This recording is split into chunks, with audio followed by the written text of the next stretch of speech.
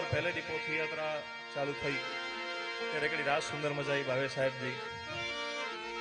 અને ગણભાઈજી ફરમાઈશ સાહેબ બકાડી અંડીગણી ના એ બલિહારી રવિ ગુરુ બાણની રે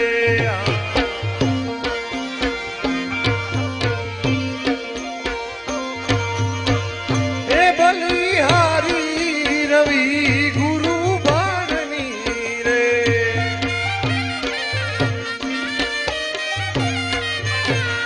એ જેણે મધ દરિયે તાર્યા વાણને